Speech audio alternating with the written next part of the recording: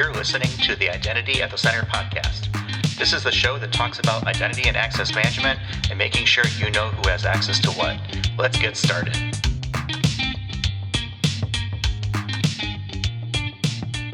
Welcome to the Identity at the Center podcast. I'm Jeff, and that's Jim. Hey, Jim. Hey, Jeff. How are you? Not so bad. Yourself? Doing fantastic. Here at the Authenticate Conference 2022 in Seattle, I give the conference an A. It's been a really good conference. An A for Authenticate? Yes. And next year, I think it could go to A+ with it moving to San Diego, which, by the way, that news was broken on the Identity at the Center podcast. It was. Thank you very much, Andrew Shikyar, for joining us last week as sort of like a preview that we rolled out this Monday, the first day of the conference, and he was kind enough to give IDAC listeners a sneak preview of where Authenticate will be next year. So hopefully we'll see people in Carlsbad, California, which is just north of San Diego. So it's definitely a destination spot for people who like to plan, vacations around conferences, or if they have family things that they can send the family to do fun things while they sit, and talk identity with a bunch of identity nerds like you and I. Yeah, well, that's true. And I met so many people here at the conference from all over the world, all different stages of their career, doing all different things. But guess what? I did not meet a single person who likes a password. Not Shocking. one. At a passwordless, basically thing? That's weird. Go imagine. Well, why don't we kind of pivot into our conversation today? But before I get too far along, I do want to again thank Andrew Shikyar and the FIDO team for hosting us this week and giving us a spot to record and just the support that they've given us. True friends of the show, so we hopefully are paid it back here with some exposure on the podcast. And also thanks to RSM for sponsoring our trip out here. They are our day job, and the podcast is our night and weekend job. So they've been very supportive of that. So thanks to both Andrew and RSM. And let's go ahead and introduce our guest. His name is Kevin Goldman. He's a Chief Design Officer at Trusona and Chair of the User Experience Committee and a board member for the FIDO Alliance. Welcome, Kevin. Thanks for having me. Yeah, glad to be here. That sounds like a real mouthful, so we want to get into that a little bit here. Yeah, okay. Let's dissect that. Yeah. So before we get too far along, it's the first time you've been on the show. We like to find out more about the identity origin story for people. How did you get into the identity space itself? Is it something that you chose, or did it choose you, or maybe something else? Yeah, a little bit of both. Most of my career was spent in consulting, as user experience consulting. And I met the founder of the company that I'm at now and was just intrigued. And 8 months later, I joined the company. So that was about 7 years ago. So I've been in the authentication, cyber identity space for about 7 years. And the funny thing is I really feel at this point, I'm going to be in this industry for the rest of my career. There's just so much room for design to make impact in this space. Another way to say it is there's just a really low bar of design. It sounds like we have really crappy design in the IAM space that needs to be worked on, which I would agree with. Yeah, lots of room for impact. So, but I was also thinking there's also a difference between user experience and user interface, right? I mean, it's the user interface is kind of the thing that we can all think of, but it's everything that goes into it, right? That's the expertise you have that you bring to the table. Yeah, thanks for pointing that out. It can be an alphabet soup of, UX, UI, HCI, all these different human-computer interaction, all these different things that the design space calls it. But you made an important distinction. Yes, there is the digital stuff you interact with on screen, which is the user interface. But the user experience is more broad. It takes into account all the different contexts that somebody might be in and the full journey that they might go through. So some of it might be in the digital space, some of it might be in the physical space, and it incorporates all of that. So yeah, you hit the nail on the head. It's both. So I know that Trusona has been here for years, really part of the Alliance, and I remember hearing, I think it was Ori speak last year. For those who aren't familiar with Trusona, which is where you're at right now, tell us a little bit about them. Give us like a 30-second elevator pitch. Yeah, keep it very, very simple. So Trusona is in this space of identity and access management. We provide a passwordless solution that allows people, brands, to deploy passkeys and FIDO-based credential authentication for their consumers in a very, very simple way, so that they don't require a lot of technical know-how, and they get all this stuff that I bring with the user experience, and they get all the goodness of the security that FIDO has allowed, and put that together into a SaaS-based cloud solution. Interesting. So I got to ask, how did you get engaged with FIDO and become part of this user experience committee? Is it something that you sought out on your own? Did they come to you? Just tell me about that origin there. Yeah, there's actually it's been many, many years. So FIDO has been, or Trusona has been a member of FIDO, I want to say for 5-6 years. But in the early days, we weren't really involved very closely. It was starting about 3 years ago. We said, hey, we want to get involved more. We did look at some of the usability issues of FIDO, and we went to one of the plenaries and were welcomed in and really were embraced to be heard what our thoughts were. You fast forward a little bit, and it really was, you mentioned Andrew Shikiar. It was really Andrew Shikiar that took time and reconnected with me and said, hey, what are some of these usability issues you're seeing? We started talking about what they are, and we sort of both thought, hey, it could be great for FIDO to sponsor some user experience research. And the output of that research could help relying parties, brands, ensure that their FIDO deployment is usable. So that's really when I started to become quite involved. And this was just nights and weekends work. We were thinking about, well, what's the scope of this UX research? Who do we get involved? Andrew formalized that into a UX task force. That was about, I don't know, it was 2.5 years ago or so. Through that UX task force, FIDO published its first user experience guidelines. And they were for platform authenticators for regulated industries. So if you're an RP, a brand that matches that persona, then you can use these guidelines to kind of ensure good usability for your end users. And, it's the first time that FIDO has done something like this, and a lot of magical things happen. One, we got participation from a lot of different FIDO companies, designers within companies that are on the FIDO board or other parts of FIDO.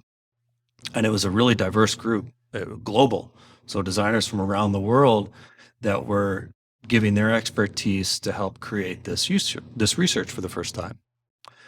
Another interesting thing happened, which was, people read the guidelines and found something helpful in them, So you don't know the first time out of the gate if it's really going to resonate. But we found that RPs like, hey, we really like this. We want more. We want more UX. We want to produce more UX guidelines. So we did it again. We did a second round of UX research, this time focused on hardware security keys, again for regulated industries. And by the way, the research, it's called research, it's UX research. The listeners may or may not have ever participated in a UX research project. The outcome is what's important, not necessarily that it was just research. The outcome are just best practices that are easy to use. So that's really the outcome.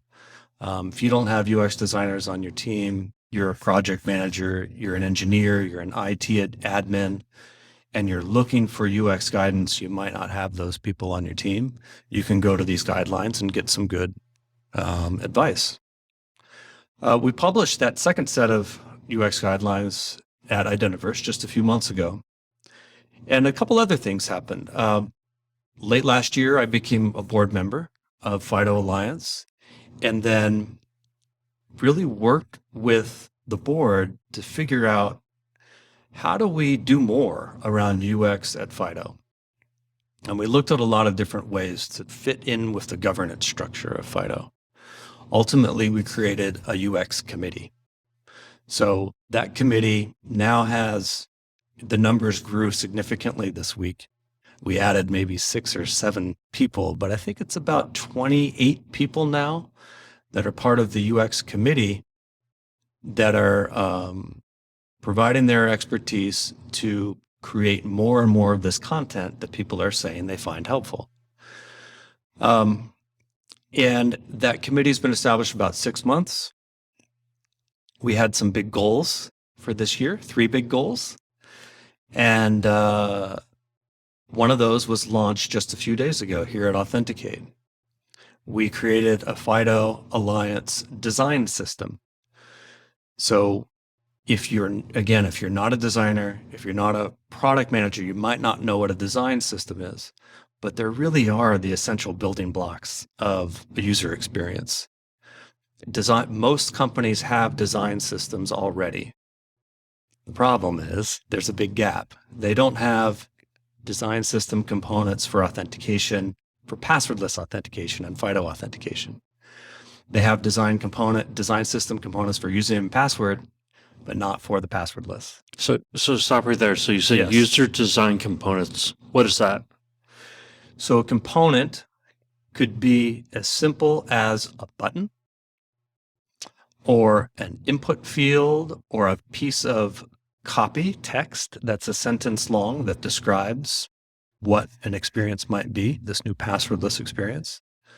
But a component could also be I'm holding my hands out for those listening, could be the end-to-end journey of an identity authentication experience. So you're talking about like when you're like mocking this up with, you're mocking up the screens and what that flow looks like.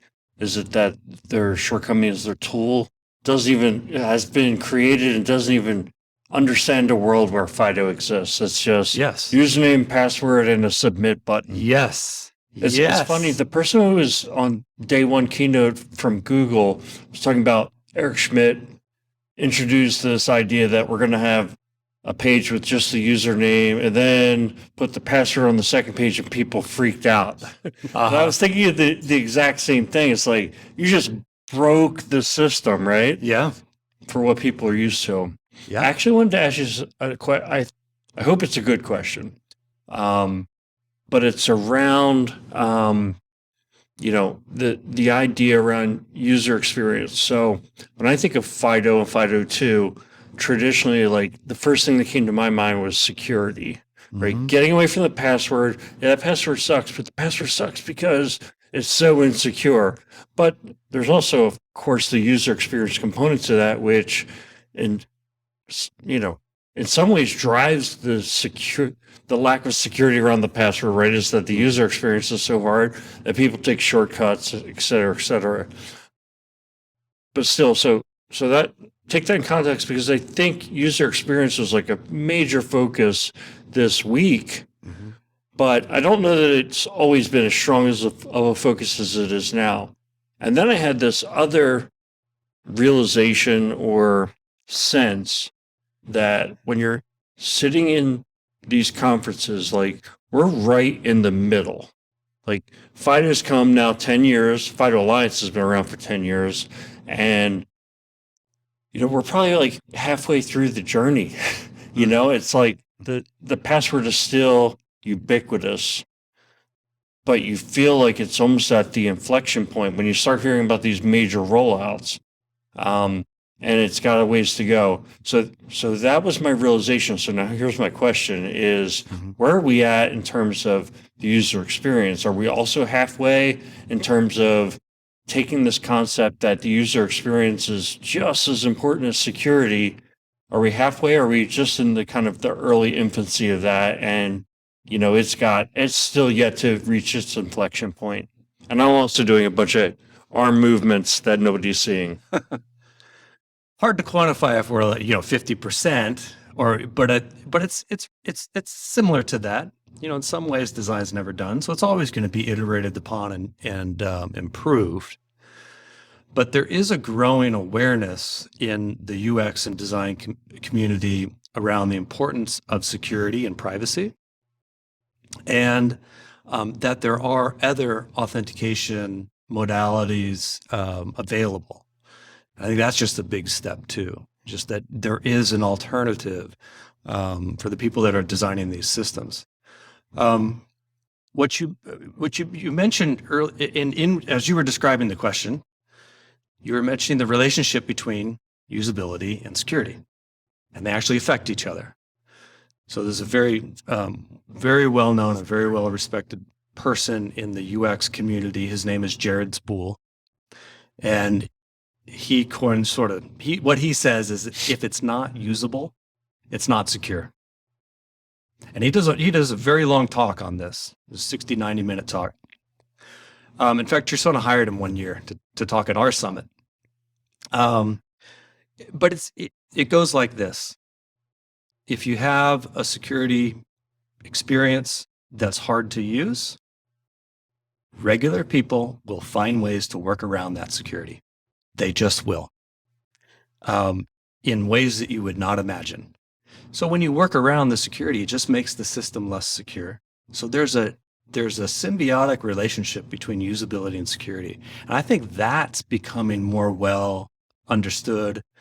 That when we talk about usability, it's not just, make it simple for the e-commerce checkout, make it simple for the low assurance use cases. It's also for the most secure use cases, you also need security because need usability, because otherwise people are going to work around it.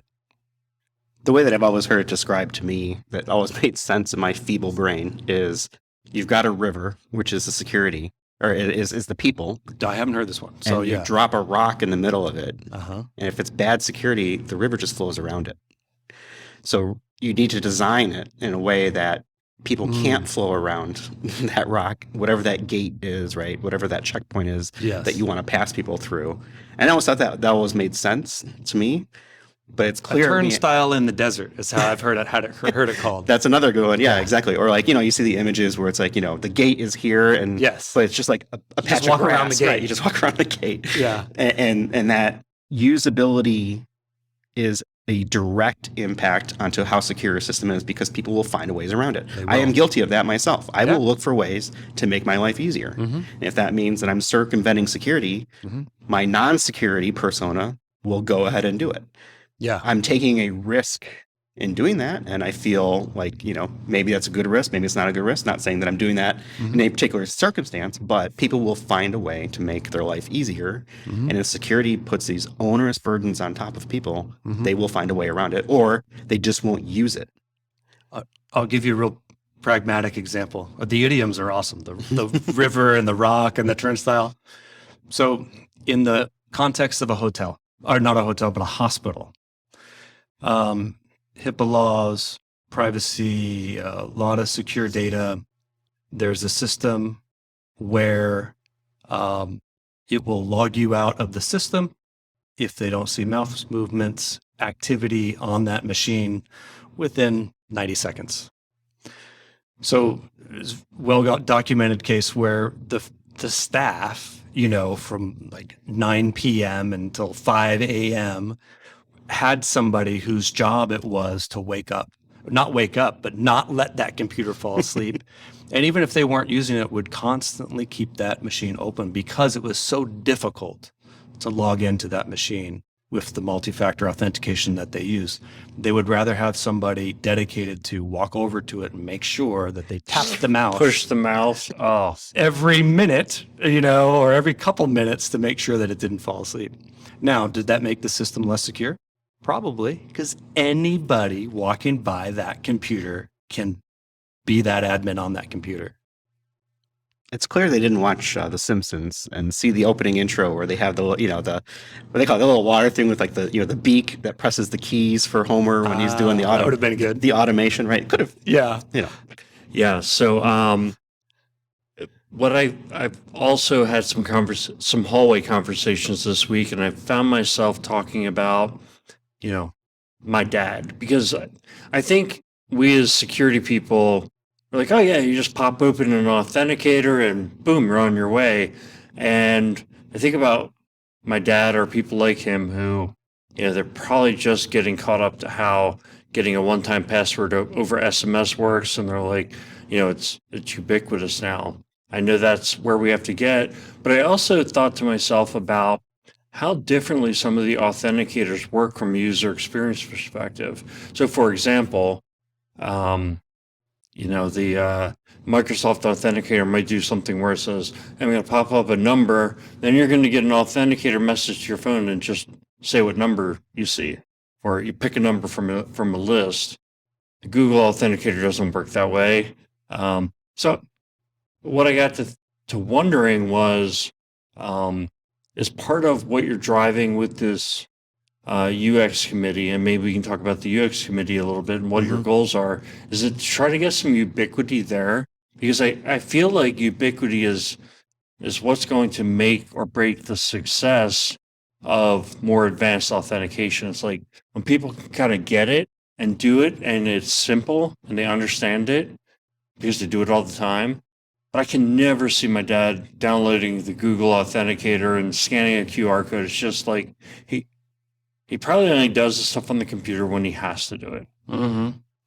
Yeah, I think you hit the nail on the head. And Mitch Gallivan was talking about this very eloquently just a half hour ago on the main stage. And he's one of the lead UX designer at Google. And he was talking about how the move of authentication to the device, to their mobile phones, is an important inflection point for authentication. And it really is. I'm trying to paraphrase a little bit of what Mitch was saying just a few minutes ago. When you have billions of people that are used to unlocking their phone every day, 100 times a day, that's a behavior that becomes comfortable and well known and well understood. So your dad, in the example that you gave, can likely unlock his phone, and he has no problem with that. And he understands it's a security step, understands how to perform that task, and gets through that task pretty frictionlessly. By moving our authentication with passkey, with FIDO, moving that user interaction to be the same way that you unlock your phone, that you can now unlock a website, is very, very powerful. So it's not as if there are some new behaviors that we're seeking to make with FIDO, but we're really piggybacking on a behavior that already exists, and that's the key. It's well known, well understood. It just works. And even with passkey, I don't know how deep we want to get into this, but there's other parts of the UI with passkey that do the same thing. They piggyback on an existing UX pattern that's tried and true. I think that's one of the things that I like to give Apple credit where credit is due, is they have popularized and made it very simple to take advantage of biometrics. Absolutely. Touch Biometrics ID. been around for a lot longer than Apple was doing them. Exactly. But they're the ones that made it ubiquitous. And the way that I think about it too is you were subtly trained to use these things. Sure, it was like, oh, here's how you log in, right? You've got the prompts on your phone itself and kind of teaches you how to do that. But you also see it in the commercials. Oh, look how easy it is. And you see the Face ID and the fun logos and how easy it is and stuff like that. And I think not only is it marketing, obviously, for the product, but I think subtly somewhere there is a look how easy this is. And you're starting to see these patterns and you pick up on it, right? You see the same Apple commercial with the funky music and whatever it might be, right? And then you see it. And I'm starting to see the same thing with Google, right? And their Pixel phones and them doing the marketing around, them launching their various authentication schemes for biometrics and things like that. Mm-hmm. Is that tinfoil hat of me? Am I thinking too hard about it? Or do you think that actually is a conscious decision as part of marketing a product to show some of these features in a way that is more of a subliminal training to the people who might be interested in it? I mean, I can't speak for them too, but I see it the same way. Okay. Great minds think alike. I wonder if, some companies are looking at having a different process helps them lock in their customers. And so what I'd love to see, the way streaming TV apps authenticate and everything is kind of the same, whether it's Google, Microsoft, Apple. So I don't feel like I'm getting locked in or don't know what to do, things like that. Because I think that really maps back to what is a good user experience, is that people don't have to read instructions in order to authenticate, right? I think the other thing that a good user experience is like if I lose or I get a new device, I go down the unhappy path, is that it's not insecure and it's not like rocket science to figure it out. It's not different the way everybody does it. But I'll throw the question back to you, Kevin. Like, in your mind, if somebody wants to know what is a good user experience, how do you explain it? Broadly, beyond authentication, first thing that comes to mind is it solves a real need, and does so in a way that allows somebody to focus on what really matters. Authentication isn't the task that anybody has. It's not what really matters. In other words, if I need to sign in to deliver a piece of work at work, the authentication isn't the end goal. So authentication is just never the end goal. If we can allow it to be secure, it's a great experience if that fades away and just lets you get to that thing that you want to do, and doesn't get in the way with all these other hurdles you have to go through. Yeah, because to me, I don't know, in some ways I think the authentication part is the easy part. It's, I got a new phone. Oh, you're talking about the edge cases, It's the unhappy paths. The unhappy path. Oh, yeah. Well, that's frankly, I'll just say, I think that's been it's been a real challenge. And it's what passkey solves for a lot of that, because the whole definition of a passkey is that it survives device loss. So if I lose my device, I get a new device. And when I get that new device with that same platform provider, that passkey will then be on that new device. That wasn't the case until passkey. There had to be other recovery mechanisms. So, account recovery is the hard thing to solve for. Even within passkey, I'm not going to say that passkey is like, the ultimate silver bullet, because there's still edge cases with passkey where you can't recover the key, or, there can and will be cases that brands need to solve for around that. So, account recovery is a big one.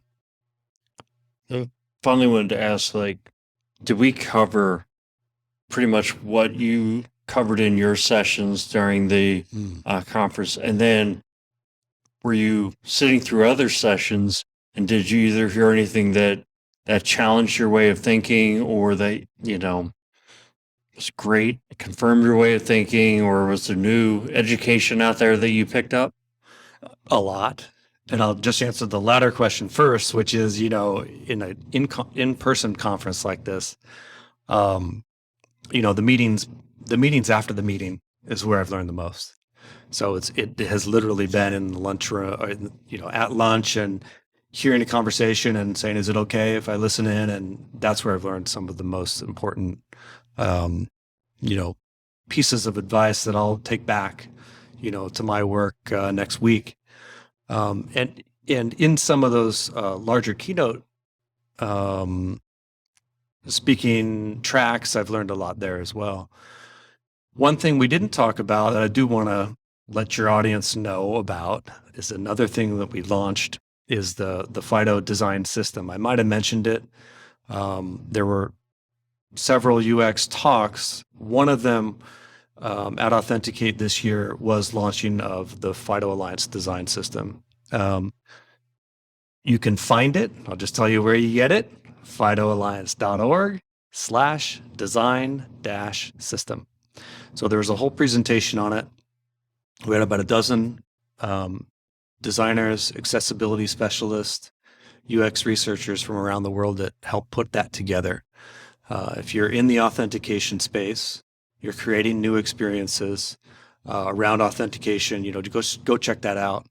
It's the first version, and I will say the first version does not include passkey, but we're doing passkey UX research now, and that'll be published in the next, we'll say early next year, and that will be incorporated into that design system. And I'll drop a link of that in our show notes so people can thank you. hopefully find it. Yeah, easily. that'd be great. I was just thinking this conversation back and forth you and Jim were just having just now. And remember how I said I give Apple credit when it's due? I'm also going to dump on Apple when it needs it, because it got me thinking about this conversation about passkeys, right? And sharing them and syncing them between devices and things like that. And for those who aren't familiar, the new iPhone 14 in the US now uses eSIM instead of a physical SIM. For someone like me, that sucks, because I like to change devices all the time, and it's very easy for me to pop out my physical SIM card and throw it into a new device. I can no longer do that because now I'm on an eSIM because I'm using the new iPhone. If I want to switch to a new device, there's no easy way for me to transfer from an Apple device to an Android device, which I am prone to do, as Jim will tell you. For that to work, I actually have to call somebody, get on with customer service, and say, here's what I need to do. And then at some point during that call, I'm going to get dropped because they're going to transfer my service or not finish it, provisioning the new SIM on the new eSIM on the new device. And I think about that usability and all the credit that went into made things very easy. They went ahead and launched this knowing, I'm assuming, that gap still exists. And it's basically forcing us to move to the eSIM, at least in the US. Vendor lock-in. It's not vendor lock-in. It's just a poorly designed process, because I can port my phone off of an Apple device whenever I want. And I see us very similar to sort of almost like the passkey experience, where we talked about the unhappy path. There are certainly some gaps still in passkey implementation. You talk about hallway conversations, and I had one myself, and the question was, well, how do you invalidate a passkey? There doesn't seem to be a way right now. And I think that's probably something that's going to come up in a couple of days around, what does that look like from not only like a spec perspective, but a design perspective? Because if we're assuming that passkeys are going to, be part of the process that we want people to authenticate to, and they're going to share their passwords with somebody else, how are they going to invalidate that? Are you asking? I'm not asking. I can't answer it. Yeah, I'm just thinking, those are the types of usability designs. I mean, I'm aware of the discussions, but I'm not going to try to answer that right now. Yeah. No, I'm not going to put you in a spot for it. I'm just thinking out loud right here as we're kind of the conversations. Jim asked the question, what makes for a good user experience? And I'm curious, how do you apply some of those principles to the FIDO standard, for example? I know the UX has been a big focus for the last couple of years, and I remember Andrew actually talking to us about it several years back, kind of mentioning it as well. What are some of the principles that are like, hey, Kevin says we need to do this to make this thing usable, right? I know it's not just Kevin, right? There's a whole bunch of people doing it, but how much influence does the design and the usability go into here's how it's actually going to work in the real world? Yeah. Well, the way we've laid it out in the UX committee in FIDO is there's kind of 3 levels for usability of FIDO. One are best practices that brands and relying parties. I keep on saying brands, relying parties, because some people don't know what relying party means. So that first level of usability is in the control of the relying party. They're in control of their website. They're in control of how they present the authentication. They're in control of what words they put on screen. They're in control of what the button looks like and what the label says on the button. They're in control of all that stuff. There are best practices around that, and we provide a lot of those best practices. So that's kind of the baseline. But if we move up from there, there's another level, a second level, and that is ecosystem consistency across browsers, across platforms. People have lots of different devices on different platforms. And if the experience is different from one or the other, it creates friction. How does this work? Because that's not what I saw previously. There's an extra step in here, something's wrong. So that's the second tier, which is that ecosystem consistency. The third tier is really usability challenges or opportunities that can only be solved with adjustments to the spec? Perhaps. That's probably the most difficult because that requires a tremendous amount of collaboration with very technical people and long, thoughtful conversations about the relationship between usability and security. We're starting, this is still new for FIDO Alliance to formalize a UX practice or way of producing guidelines. We're still really focused on that bottom line of just helping RPs do the right thing that's in their control. But I will say, passkey is a move at that higher level where it's not a change in the spec. The spec hasn't really changed much. There's some addition, not an addition, but like ancillary adjacent options that you can have to support passkey, but that fundamentally changes the usability. So that is an example of where we're getting participation across the 3 platform providers to make that needed usability change. It seems like usability is a never-ending journey. When are you done? And it's like, okay, we've got a ship. Like, we're done.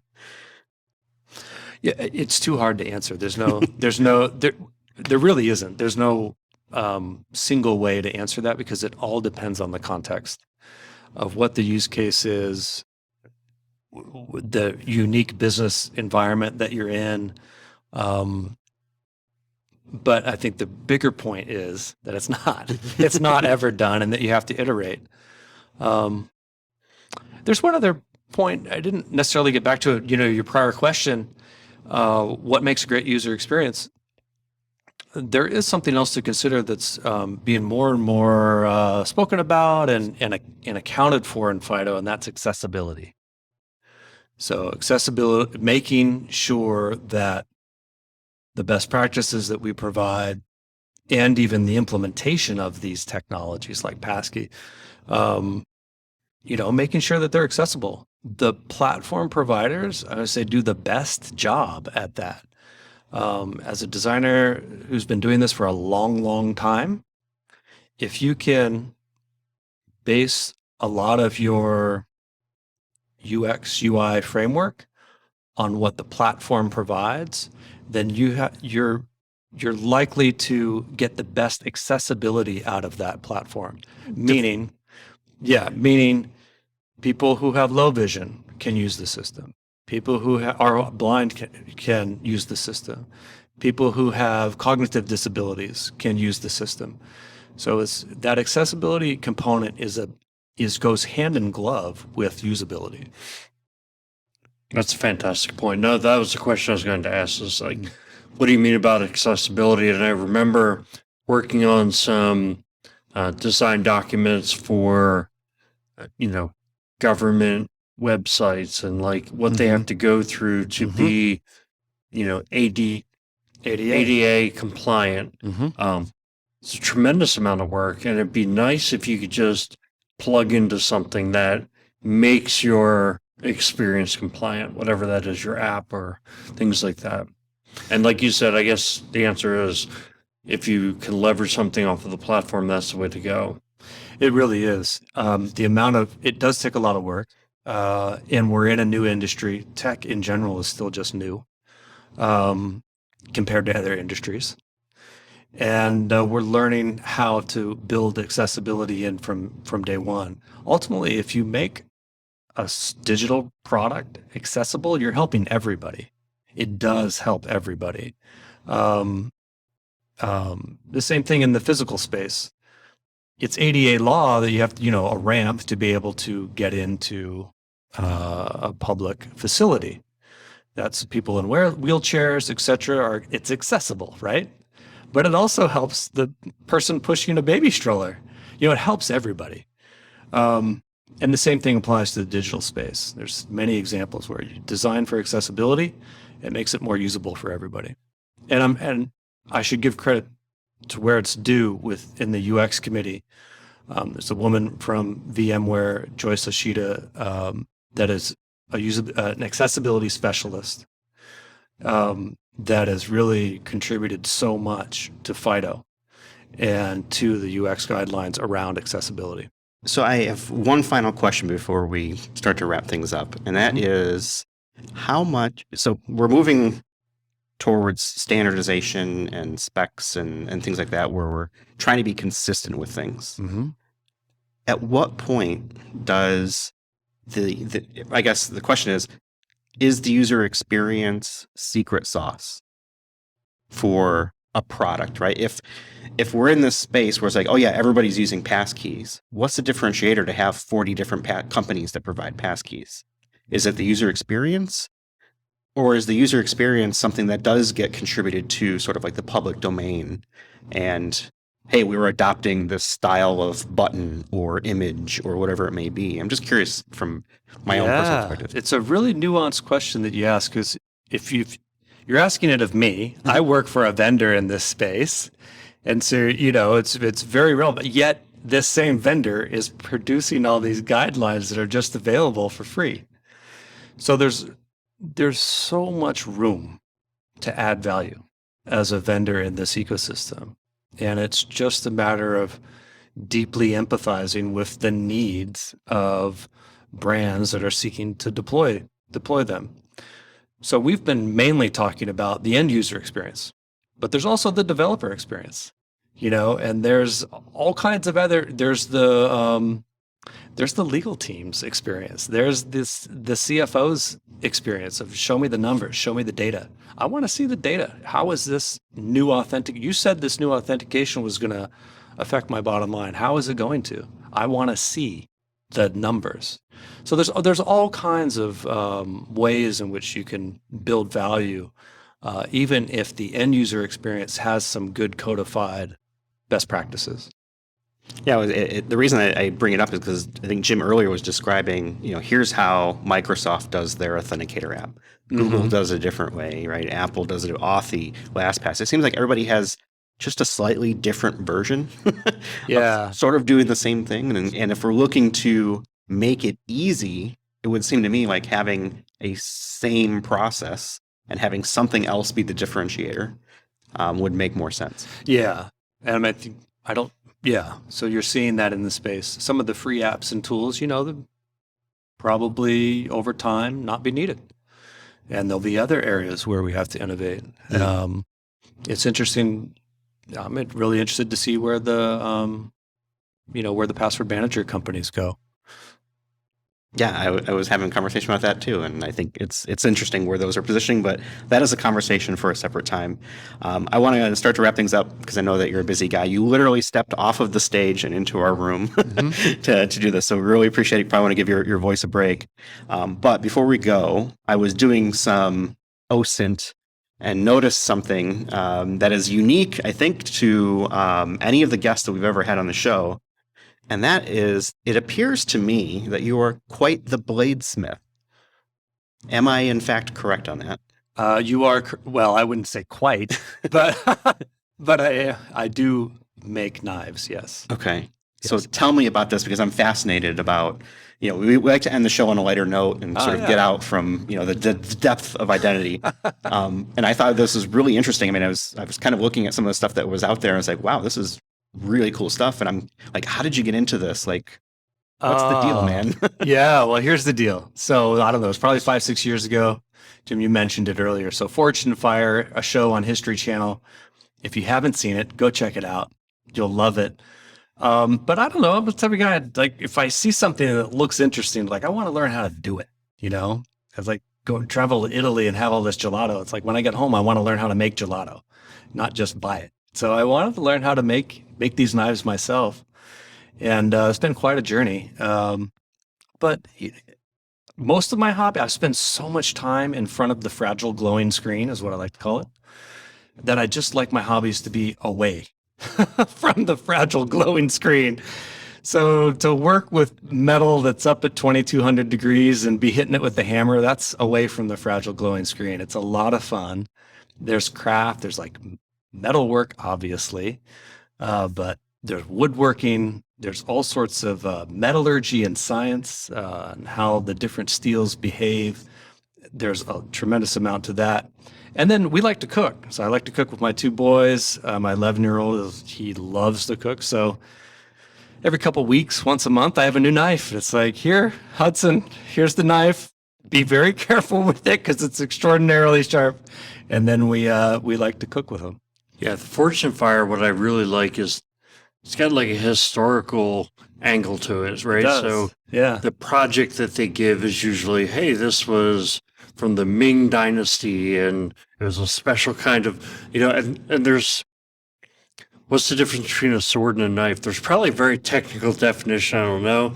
There's all these other different types of blades or, weapons. But there's always that historical angle. So I'm wondering to you, what's your favorite, well, maybe what is your favorite knife? And have you done something like that, like taking a historical bend on any of this?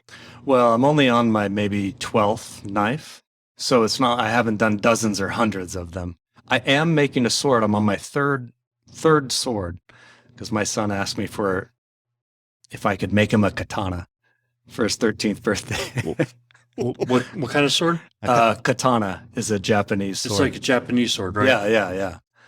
So I don't know. My favorite, there's something called Damascus, which is the pattern steel. It's when you fold steel and it creates this amazing pattern. You could have thousands of layers of steel within a sword, and you see that on the edge of the blade. It's very, very beautiful.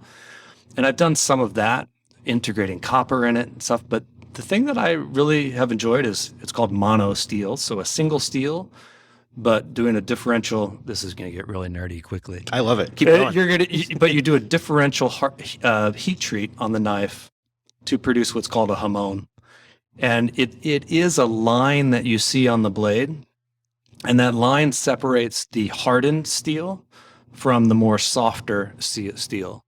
And you do that so that the steel edge that you're using all the time stays hard. You don't have to sharpen it every day, every week, every month. Like when I make my knives, they stay sharp a long time. But then the rest of the blade can be more soft and malleable. If you drop it, it's not going to shatter like glass. So producing that hamon, doing that differential heat treat is, there's so much science, craft, materials you have to research. I just love it. Yeah, there's so many times on that show where someone thinks they've created the perfect sword and then it breaks. The guy whacks it against a tree a few times, it shatters. Yeah. How long does it take to make something like this? Like, let's just say I don't know what an average knife or blade would be, but how long does it take to put something together like that? Well, for me, I'm doing them nights and weekends. So, at this point, it's like 3-4 weeks for a kitchen knife. I'll make a very large kitchen knife. It's 3-4 weeks. But, it's kind of like what you just asked earlier. Is it ever done? I've been trying to force myself, every knife, don't be a perfectionist, just finish it. And then all the things I screwed up, take to the next one and then try to make that next one better. So I try to just finish them either way, even if there are a bunch of mistakes in them. That's so cool. I wish, people could see this, because just the smile on Kevin's face right now. He's like, you can tell there's like a passion and like just a real joy from it, which I think is fantastic. I mean, it's infectious because now you got me smiling too. Well, check out Fortune Fire. It's a really interesting community. There's a lot of people doing it these days. Yeah, and I don't think it's the cheapest hobby either, right? Oh my gosh. So, the friend of mine who I use his very large 150-pound power hammer near where I live, he says a common phrase in blacksmithing is why buy something for $20 when you can make it for $2,000? And it's totally like that. These knives, they don't. It's a lot of tools. Sounds an awful lot like a lot of security stuff. Every hobby these days. Yeah. All right, we're going to go ahead and let you get on to your crafting your next project at some point here. Thank you. Before we go, any final thoughts, any takeaways from the conference? I mean, I think this is really kind of the last recording that we've been doing here for the Authenticate conference, but any final thoughts? I just from the moment I walked into the conference, I was just really impressed. how much it's grown since last year. And I think if anybody's doing anything in authentication, like they need to, you mentioned it might be in San Diego or it's going to be in Carlsbad or something, they should go next year. There's a great sense of community, and it's been a good event. Yeah, definitely hats off to the team here. I mean, it's a fantastic conference. Can't recommend it enough. And I think there's plenty of content where you don't need to necessarily be an expert in maybe, the deep guts of technology or authentication. There is something for everyone here, and I think it's an opportunity to learn and stuff like that, which is very cool. So, Jim, any final thoughts? This is our last show here from Authenticate. Right. Yeah. I mean, FIDO Alliance is doing a great job pulling.